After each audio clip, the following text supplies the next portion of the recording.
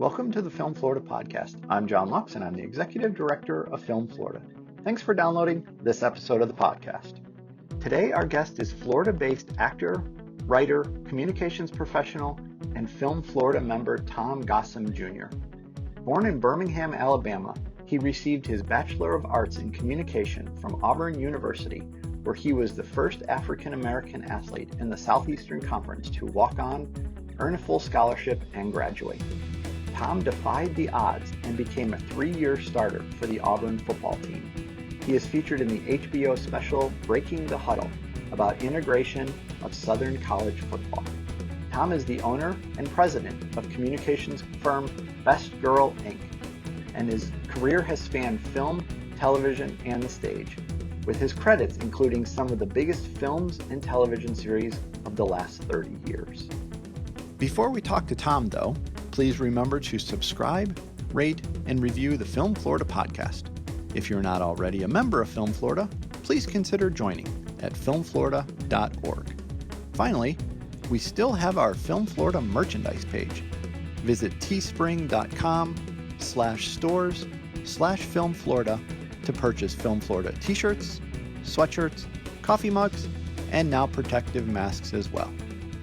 And now, here's my conversation with Thom Gossom Jr. Thanks for joining us on the Film Florida podcast, Thom. Thanks for having me, man. Looking forward to it. So I like to start our interviews with our guest's origin story. So what's your backstory? I am from Birmingham, Alabama. Grew up in Birmingham in the 1960s during all that turmoil and what have you. You know, it was interesting.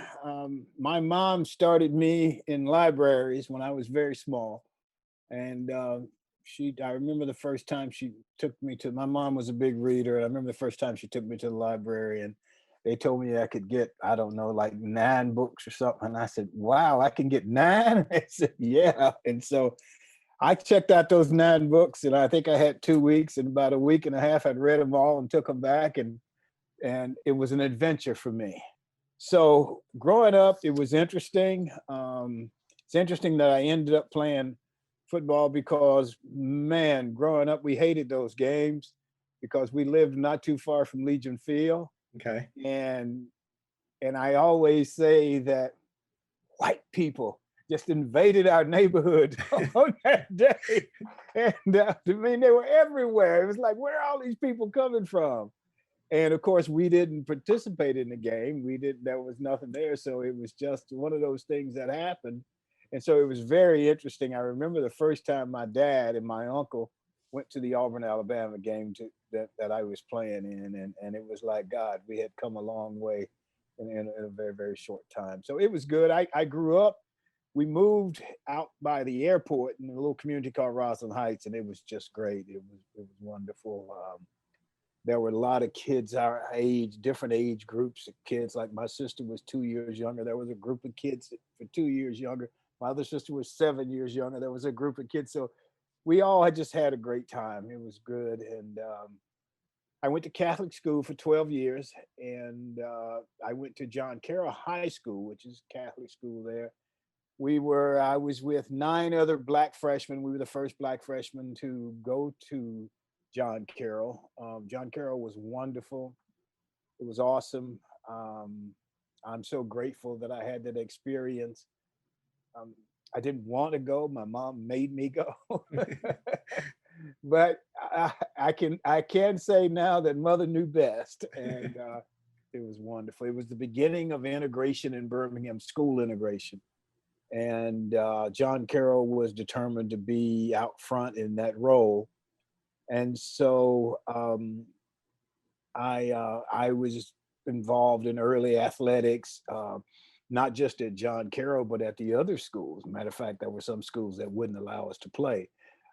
So it was an interesting time. I did not get involved in any of the marches or anything. That was basically the public schools.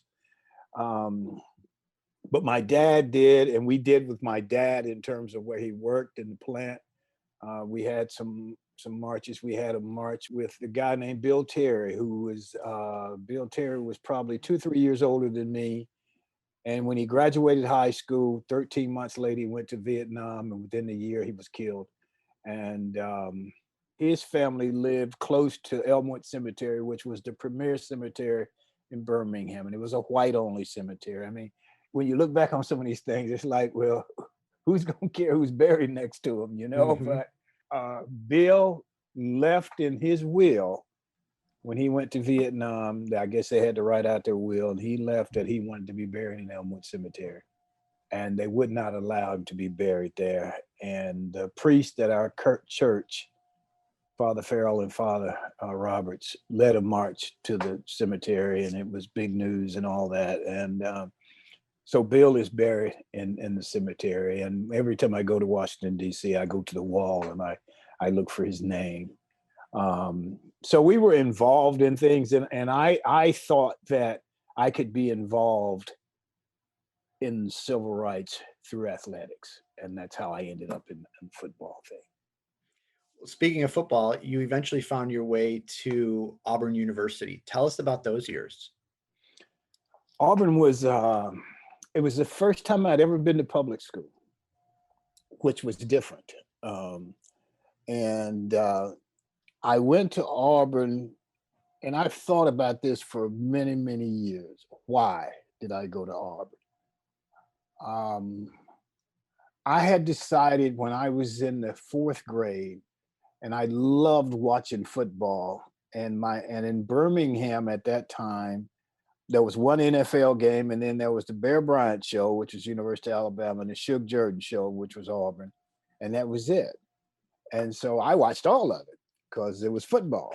Right. And I remember my dad saying, "Why are you watching those guys? You know, it's just all white kids. There are no black kids out there." And I remember telling him, "Well, I'm going to change it, Dad."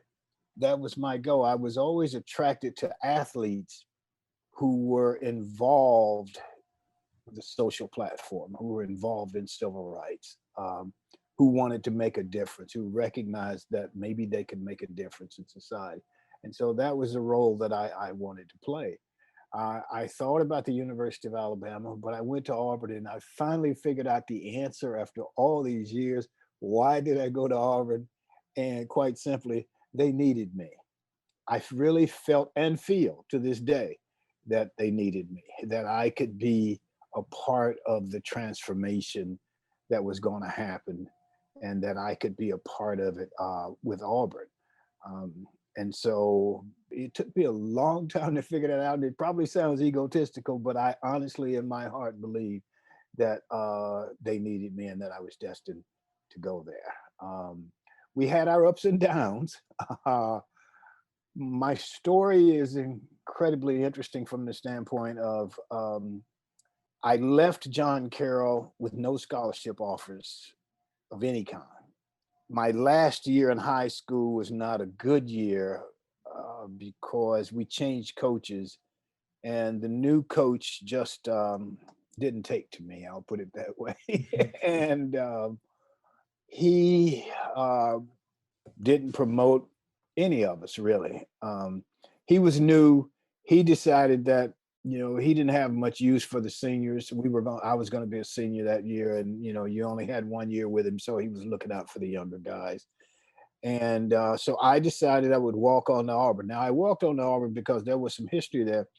Pat Sullivan, of course, who would win the Heisman Trophy, had gone to was at my high school, John Carroll. He'd gone to Auburn. David Shelby, running back, Dick Schmaltz, wide receiver, Tom Banks, all pro center for the St. Louis Cardinals, had gone to Auburn and then on to the pros. And so in some ways for me, it was just a normal thing. And so I walked on. I went to pre-college counseling. As soon as I finished the pre-college counseling, I asked somebody where the athletic offices were. And I walked to the athletic offices and asked the lady if I could see the freshman football coach. We had freshman ball then. And she said, yes, she got him. Coach Jones. I told him I wanted to walk on. He said I could. And they sent me the material. And so that August, I walked onto the football team. And I always like to say by the next July, I had a full scholarship. I must have done something right. I can honestly say that I had a good freshman year. I went out again in the spring. The coaches asked me to come out in the spring, and I did. And Pat Sullivan was there, and Terry Beasley was an All-American wide receiver. And so Terry didn't have to practice too much. So I got Terry's practice time. And so they would put me in. And they put me in with the first team sometimes. And Pat would always get me the ball. And so I really got a chance to show what I could do that spring. And that July, Coach Lorendo came to my house, and my mom, my dad took off work. My dad never took off work in 35 years. And we signed a scholarship. And so that was it. Great. But it was different because the quest for the scholarship was over. Now I had to keep it. And now I had a job. Playing football was my job for the next 4 years. And so I think the thing about Auburn that was so interesting too was there were about 13,000 students when I first got there. There was less than 100 Black folks. That part was difficult. There was just very little socialization. One of the good things was Tuskegee was 20 miles away, Tuskegee Institute, Tuskegee University, all Black HBCU. And I spent a lot of time at Tuskegee. And so throughout those 4 years, it was up and down because we were going through the transition. And Auburn was of the mentality that we would go through the transition, but nothing would change. And you can't go through the transition and not change anything. Right. And so my first year, Henry Harris was the first African-American basketball player in the Deep South, and he was at Auburn. James Owens was the first African-American football player in Alabama, Georgia, Mississippi. And then there was me. And these guys were highly recruited guys. I was a walk-on. James and Henry were the guys, and James and Henry have both passed on. And so I am the oldest living Black athlete from Auburn University. And I always say that, and it sounds like, God, man, it sounds like somebody's 100 years old, you know? But I think it also says how late we were coming to the party. And so I had my Tuesdays with Thom, I had a reunion show last week, and there were 4 other guys, and all those guys were Black guys who had come after me. Okay. And so we just had a fun time talking and laughing. It was difficult. You know, we didn't have things like Ku Klux Klan or things like that, but man, we'd play a game, and many nights we'd just go back to the dorm because there was nothing to do. Our coach was interesting. I put it to you this way: when I was in high school, there was a coach, Coach Richard Porter, who was our basketball coach when I was on the freshman team. Coach Porter was great, and we came to that first game, and they wouldn't allow me to play. And Coach Porter and I sat down and talked about it. And Coach Porter became one of those guys that I could sit down and talk to about things that were happening. Things that wasn't happening to the other guys, it was happening to me. He would deal with that, and he would talk to me about that. And then when I got to Auburn, I didn't have that anymore. And when I tried to talk to people, oftentimes it was taken the wrong way. So. And what position did you play? I played receiver. I played slot back my freshman year, and then I was a wing back, and then I ended up being a split receiver. Okay. And after you graduated from Auburn, you played professionally briefly in the World Football League and the NFL before hanging up your cleats. What was it like playing professional football? Playing for money is much different than playing for fun, which is what I had always played for. Uh-huh. I think that having been a walk-on and gone through that, I got drafted really late. I got drafted by New England Patriots. I didn't go to the Patriots because of the World League, and they offered me more money. So I went to the World League, and then halfway through the league, it folded up. And next year I had torn my ankle up, and so I couldn't go back out. So I wanted one more shot, and I went to Buffalo as a free agent. But I think I had enough. it was like walking on all over again. Right. Only the guys were bigger, faster, and stronger. And so it was good. I'm glad I did it. It had always been something I wanted to do. But coming from Birmingham, coming from Alabama, these things were like far off dreams. I didn't know anybody who had played professional football. I didn't know anybody, well, the guys who had gone to Auburn, but I didn't really know them. And so it was my parents couldn't help me. It was just a far-fetched thing to do. But, and then going to the NFL, I honestly can tell you, I was out there one day and it was hot, man. We were still, and I had already had a job. I was working at the TV station. I was working at the CBS TV station in Birmingham doing news. And I had taken a leave of absence to go give football another shot.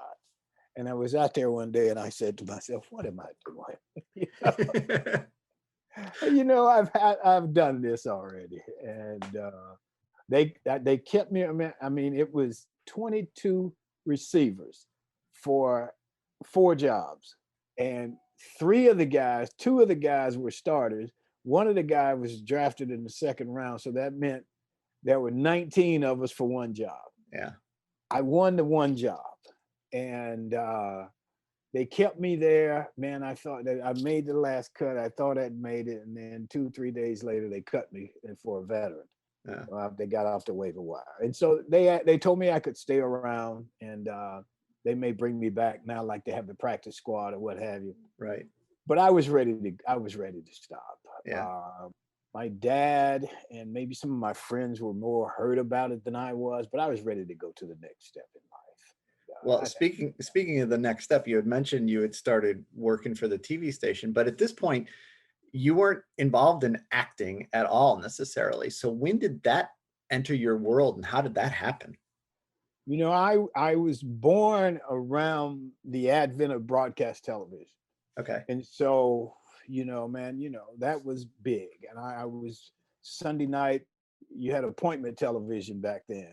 And you watched Walt Disney, you watched the FBI, you watched Bonanza and all those things. And I was really big into all that. When I came back from Buffalo, Birmingham now was going through we'd been through the civil rights stuff, and now we were going through the aftermath of that, of how do we actually integrate our society. And there were so many things that were going on. And one of the things that was going on was there was no Black theater in Birmingham. There was none of that. But the city of Birmingham was at that time predominantly Black. And so the UAB, University of Alabama, Birmingham, got involved with starting a Black theater group. And, it was an opportunity for me to do something I'd thought about, but never done. I'd done a little bit of Reader's Theater in college, and I did a walk-on part in high school. And so I went to a workshop. They had workshops on Thursday night. And I go to this workshop. And there's just a room full of beautiful women in this workshop. It's like, oh man, well, I think I'll come back next Thursday too, And so I started doing the workshops, and I enjoyed it. And I had a really good friend who was 30 years my senior, Dr. Nixon. He was a dentist, and he was an actor. And he and I started doing shows with Langston Hughes, poetry, and that Sterling Brown. We would do that, and we'd go to the high schools and do it for the kids. And at some point, it graduated to theater, and we started doing community theater. But it was so good. We brought these people from New York, so we did it on a very, very high level. And I got to be really good at it. I was voted the best actor in Birmingham. I did a lot of shows. I did My Children, My Africa. I did Fences. August Wilson, just did a lot of different stuff. It was fun. And one morning, we did a show the night before, and I got a call that next morning, and it was from casting agent, a lady named Shirley Crumley, who's passed now. And Shirley told me she was a casting agent, and I said, "Oh, like I knew what it was because I did what I was faking." And and Shirley told me that there was a guy that was in town shooting a film, and he had been at the presentation the night before, and he wanted to write a part for me in his film. He was impressed with what I had done and would I accept, and I said sure. And so I got my SAG card, and I did. We shot it in Birmingham. It wasn't the best film in the world, but I made some contacts. I had fun. It whet my appetite. After that, Dr. Nixon introduced me to Shay Griffin over in Atlanta, who was doing all the casting. And Shay cast me in a couple of things. My agent, Ted, called me and told me that they were looking for a city councilman on In the Heat of the Night. And I went and read for that, and I got it. And it was supposed to be recurring that year, but they never brought me back. And I kept calling my agents, like, okay, they said they were going to bring me back. When are they going to bring me back? He said, when they ask for you, I'll call you. Chill out. And the next year, they put out a call for the city councilman again. They had changed the name. And I went to read for it. And unbelievable. I still don't believe I did this, but I walk into this room, and there's Carol O'Connor, and there's Ed Letting, I think, the two executive producers. And Carol ran the show. And Carol said, now, didn't you play the city councilman last year? And I said, yes. So why are you trying to give my job to somebody else?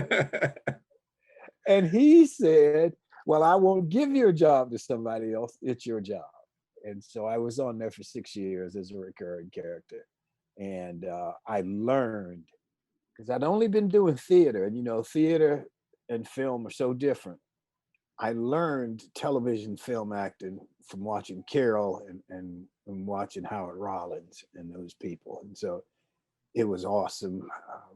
I did that for the longest. And it went away around 1996, something like that. And I got a call to put myself on tape for Miss Evers' Boys. And HBO, it was one of the first big things HBO did. HBO wasn't like HBO is now. Right. They were basically doing showing other people's stuff and not doing their own. So I did that, and they hired me, and it was wonderful. It was Alfre Woodard, it was Lawrence Fishburne, E.G. Marshall. I mean, it was just a lot of the top name actors, and I had a good role, and it turned out wonderful. My wife and I flew to Los Angeles for the big premiere, and these things just don't happen. When I was on The Heat of the Night, I was on like the top 10 show, and I still lived in my house in Birmingham. So now we go to Los Angeles. When we watch the premiere, we come out, and this guy comes up to me and tells me, his name's Todd Slewen. He's with the artist agency, and they would like to represent me if I was willing to work out of Los Angeles. And it's like, wow, okay. So we went to the office the next day, and I met all the agents, and within 2 or 3 weeks, I was working out in Los Angeles and going back and forth. I did that up to about 2010 or 11, and moved back and started working out of my agents in Atlanta again, but living in Florida. So it's been an incredible run. Well, in addition to, you mentioned in The Heat of the Night from the television side, your credits are incredibly impressive. They include Boston Legal, Chicago Hope, Touched by an Angel, NYPD Blue, CSI, Without a Trace, The West Wing, and ER. And that's just a couple of them. My favorite television series of all time is The West Wing. So of course I'm partial to that appearance, but do you have a favorite story or favorite experience from any of those series that you worked on? I've got several, but West Wing was great because West Wing, I was supposed to be recurred. West Wing, I was supposed to be, I don't know if you're familiar with a guy named Vernon Jordan, Yes. who was Bill Clinton's big buddy. So I played Vernon Jordan's character, but the politics changed and Bush won instead of Gore. And so they changed the flavor of the show to more of a Republican government. And so I was pretty much out at that point. But my favorite, the one that did the most for me, was NYPD Blue. Okay. NYPD Blue, it was a two-parter called Lost Israel. And I played the title character, Israel. Israel was a mute who was accused of molesting a little boy and killing him. And so everything I did was through hands or making little sounds or whatever like that, because Israel didn't talk. Okay. And man, we won an Emmy. It was awesome. I can't tell you how much work that job got for me. Even as late as maybe 3-4 years ago, I was working on a job over in South Carolina, and the director came to me and she said, I saw your name on the call sheet. And I got so excited because I was at Bochco, NYPD Blue, when you did Israel. She said, and that was just incredible. So I got a lot of work when I first got there, and I got a lot of quality work. You know, you have the A story and the B story. Well, I often played the lead on the B story and then had a significant role on the A story. So it did. I ended up with a lot of work. I would say NYPD Blue, I'd say Fight Club. I was very, very fortunate to get some good work, a lot of good jobs, and it worked out well. And in addition to all your TV credits, you have a lot of feature film experience as well, including your role in the 2019 film Queen and Slim, which received more than 30 nominations and won various awards. Tell us about your role in the film and that experience. Queen and Slim was great. I knew it was going to be a big project. I think they've done had a budget of about 18 million. And last time I looked, I think they'd done about 60 or so. For those who aren't familiar with the story, it was the story of a young Black man and a young Black woman who get into a scuffle with a police officer and accidentally kill him. Instead of turning themselves in, they panic and they run. And they end up running from all over the country, figuring if they got to Miami, they could somehow or another get to Cuba and they wouldn't be caught. I played the guy's father, who is the kid that kills the officer. And so with Black Lives Matter, we knew that would be something that would resonate across the country, and it did. It was great. It really was. I enjoyed it. We shot it in New Orleans. It is done very, very well. So one of the reasons I went to Los Angeles was because I had, at the time, I think when I went to Los Angeles, I had about 10 pension credits. Okay. And so if I could get 25 pension credits, I could have a nice retirement from the Guild at some point. And so we got the 25 pension credits, and I do have a nice retirement from the Guild, but I still work. Right. And I still work. And so it's always been a business thing for me, although I love doing it. I mean, I just get off on doing it. And you have these moments, like on Queen and Slim, I met this man from Austin, Texas. And it's what I call the moments of our lives, because we had about 2.5 hours, just he and I sitting in our trailers talking, because they were shooting the scene before. And I call that the moments of our lives, because more than likely I'll never see that man again in my life. But we spent a wonderful 2.5 hours just getting to know each other. He lives in Texas. He had an 11-year-old son. I told him where I lived. It was great. And so those moments occur in the business. And I've had a lot of those moments over the years where you have these one-day friendships, I call them, and they generally won't occur again. But so Queen and Slim was awesome. I'll tell you one thing that I was proud of. We shot the scene, and what I did was basically the police were after my son, and I refused to give my son up to them, and so they took me in. And it was an intense scene, and it was great because I always play good guys. So whenever I get a chance to be a little nasty or whatever, I just love it. And so I got a chance to be a little nasty with the police officer. And the director, when we wrapped for the night, it was the last scene of the day. And so we wrapped for the night. And when we got into the van, she didn't see me. I was sitting in the back. We were sitting in there. And she was the director's woman, she was so excited. And she said, "That was a MF." Right.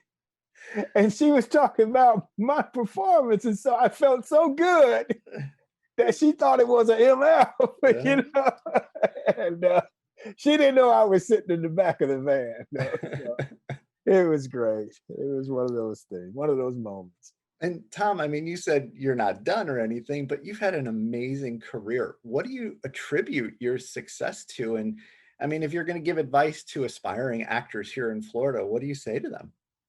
I always tell people that you have to find your way. I mean, the story I just related to you about a guy calling me up after I was in community theater, about the agent running me down after the Miss Evers boys.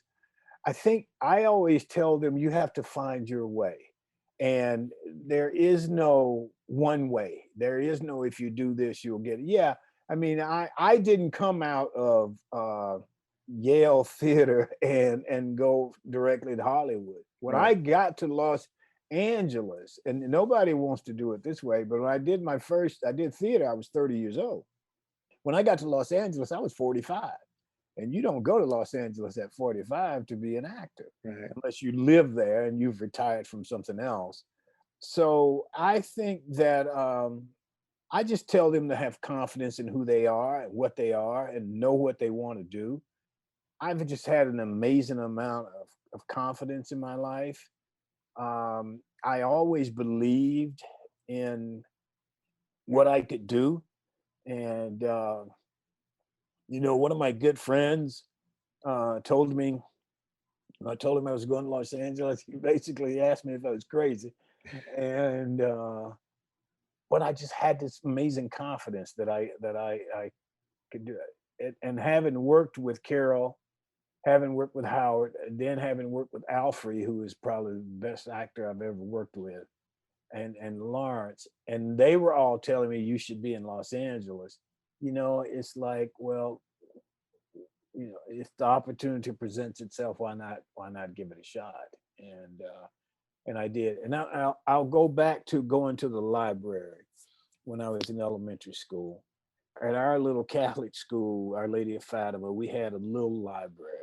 And in that library was this set of books called the Rover Boys. And the Rover Boys were three brothers, Tom, Dick, and Sam. And it was the Rover Boys had adventures. The Rover Boys on the river, the Rover Boys on Treasure Island, the Rover Boys in Europe. They were always having these adventures. And I decided I was going to be a Rover Boy, man. These guys having all the fun. And I sort of took on that mentality. And even now, we describe the things that we do in our business and so on and so forth as adventures. So I've been very, very fortunate. And Dr. Nixon, I mentioned him earlier, the dentist. Dr. Nixon told me at one point, he said, because I had my consulting business because I worked at Bell South for 10 years and I left them and started the consulting business. And so I was still, the whole time I was on In the Heat of the Night and all that, I still had my business. And Dr. Nixon told me not to give up my business. He said, don't give up your business, because he was a dentist. And then when he got an acting job, they would reschedule all the patients and he'd go off and do the job. Uh-huh. And I remember the story when I first got to Los Angeles about how, Harrison Ford. And Harrison Ford had been a carpenter and he used to build decks for people in between jobs. And so it was like, okay, the fact that I was in my 30s and 40s, then I need to hold on to something that would give me some sustainability or what have you. And so I did. I held on to that. Well, and speaking of that, your acting career is just part of what you do. You mentioned you live in Florida and you're a member of Film Florida, which of course we really appreciate. Sure. Talk about the other endeavors you're involved with. Well, we've had a business, Best Gurl Inc, for 20-something years. My wife and I are consultants. My wife does a lot of higher ed consulting. I do a lot of communication consulting. We both work with large utilities. We both work with higher ed, work with corporations, large nonprofits. We've been doing that and we really enjoy it. And so for me, and I do a lot of the writing stuff, I can take a business situation and turn it into a creative project. And if the client will allow that, if they will go along with that, it ends up being a lot of fun. Like we had one client, they were recognizing the developers, the people who went out and raised the money for this organization. And so we turned it into an event like the Oscars. And the red carpet, they got to walk down the red carpet, they got to be interviewed and so on and so forth. And they really enjoyed it. And so we do a lot of things like that. We've written books. We've got a small staff, and it's a Rover Boy adventure. I consider my life a Rover Boy adventure. But yeah, it has worked out for us. My wife does more of the, like I said, the educational stuff. I probably bounce back and forth to the business stuff and the business and the film and television business. The documentary we shot and worked, we did that in Florida, and there's another documentary that hopefully we'll get to work on that I'm working with somebody out of South Florida, as a matter of fact. Excellent. And how do people keep up on everything you're doing? Is there a website or social media pages they should look for? Bestgurl.com, bestgurl.com. And when I met my wife, I told her she was the best girl. And I told her I'm from Alabama, and we say Gurl. And so we spell it with a U. and so she's been the best girl for all these years. Well, Thom, thanks for spending some time with us today. Congratulations, of course, on all of your success, and good luck going forward. Thanks for being a member of Film Florida. We really do appreciate that. And we really appreciate you being on the podcast today. I loved hearing some of the stories and learning more about you. Well, thank you, man. I enjoyed it. And we'll keep rolling on. All right. Thanks for being on. Okay. Thank you. All right. Bye-bye. Thanks for listening to this episode of the Film Florida podcast. For more information about Film Florida, go to filmflorida.org or visit our social media pages on Facebook, Twitter, Instagram, and LinkedIn. Check out the Film Florida merchandise at teespring.com/stores/Film Florida. And please remember to subscribe, rate, and review the podcast.